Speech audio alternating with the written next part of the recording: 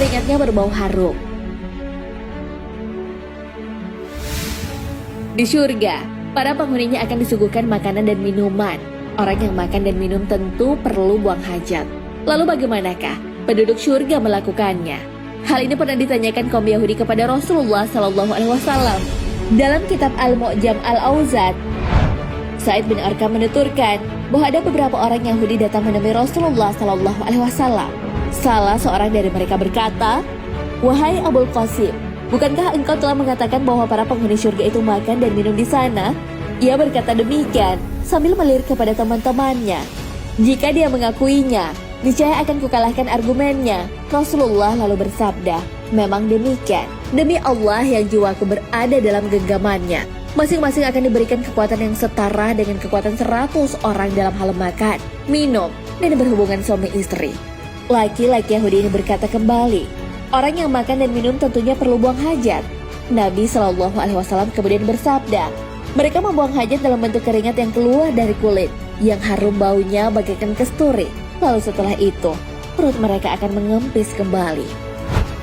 Nah, sahabat beriman, itulah penjelasan mengenai ciri-ciri penghuni surga. Penduduk surga akan mendapatkan perubahan dari segi fisik, usia, dan kemampuan. Untuk mendapatkan semua itu, kita harus menjadi salah satu dari penghuni surga. Bagaimana caranya? Al-Quran telah memberitahunya. Dan orang-orang yang beriman serta beramal soleh, mereka itu penghuni surga. Mereka kekal di dalamnya. Al-Quran Surah Al-Baqarah ayat 82. Hanya lewat firman Allah Subhanahu wa Ta'ala. Dan hadis Nabi Muhammad SAW banyak membahasnya. Dari mulai makanan, minuman, pakaian, sampai seluk-beluk surga itu. Bahkan ciri khas dari penghuni surga juga bisa kita ketahui lewat dalil-dalil. Lalu bagaimanakah ciri-ciri penghuni surga, terutama ciri fisiknya? Apakah manusia yang masuk surga akan berubah dari segi fisik?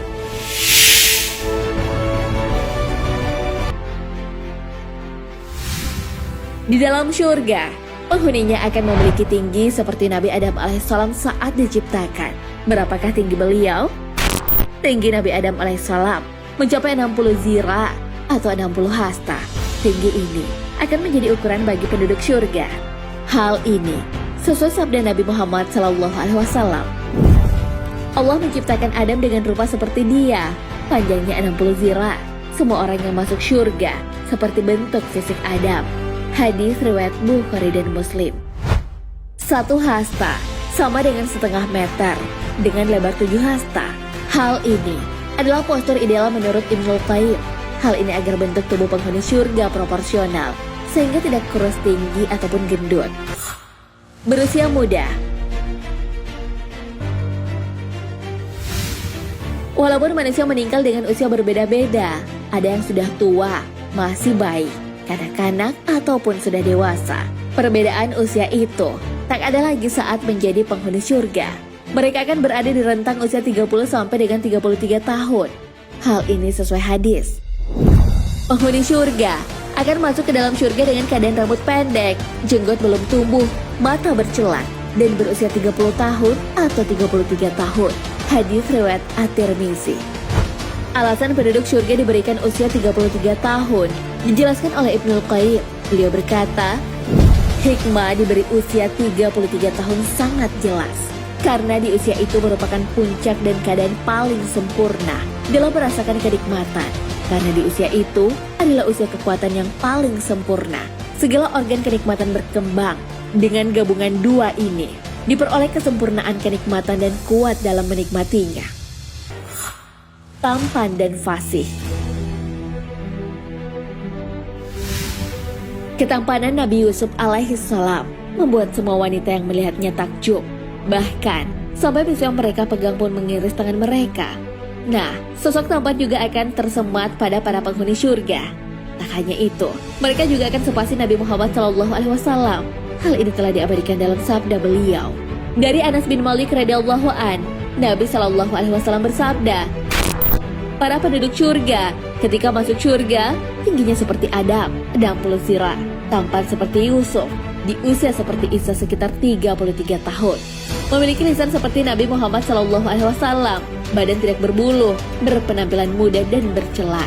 Hadis riwayat Ibnu Abi Dunya. Lelaki diberi kemampuan berhubungan hingga 100 kali. Keingintahuan sahabat perihal syurga dapat dilihat dari berbagai pertanyaan yang dilontarkan kepada Rasulullah SAW. Dari Abu Hurairah radhiyallahu an, ia berkata, di antara para sahabat ada yang bertanya, "Wahai Rasulullah, apakah kami akan bertemu dengan istri kami kelak di syurga?" Rasulullah SAW menjawab, "Seorang lelaki dalam sehari mampu berhubungan badan dengan 100 bidadari." Hadis riwayat Al-Bazzar, Abu Naim, dan At-Tabrani. Dalam Al-Quran disebutkan bahwa para penduduk syurga akan bersibuk-sibuk ria, namun yang mereka kerjakan adalah sesuatu yang menyenangkan. Sungguh, para penduduk syurga itu dalam kesibukan yang menyenangkan. Al-Quran Surah Yasin ayat 55. Ibnu Mas'ud, Ibnu Abbas, dan yang lainnya menafsirkan bahwa yang dimaksud adalah para penghuni syurga sibuk menggali para perawan. Bagian tubuh tidak berambut kecuali pada bagian tertentu. Kalau manusia di dunia kerap kita jumpai ada yang memiliki janggut dan kumis, penghuni syurga tak lagi memilikinya. Hanya bagian-bagian tertentu saja yang ditumbuhi rambut. Hal ini sesuai sabda Nabi Muhammad SAW. Ibnu Abbas radhiyallahu an berkata, Nabi SAW bersabda, "Sesungguhnya ahli syurga itu muda semua, polos, lembut, tidak ada rambut kecuali di kepala, alis dan di kelopak mata. Sedang janggut, kumis, ketiak, dan kemaluan tidak memiliki rambut. Tinggi mereka setinggi Nabi Adam 60 hasta. Usianya bagaikan Nabi Isa 33 tahun. Putih rupanya, hijau pakaiannya. Dihidangkan kepada mereka hidangan. Maka datang burung serai berkata, 'Hai waliullah, saya telah minum dari salsabilah, mata air syurga, dan makan dari kebun syurga dan buah-buahan. Rasanya sebelah badanku masakan, dan yang sebelahnya gorengan. Maka dimakan oleh orang itu sekuat.'"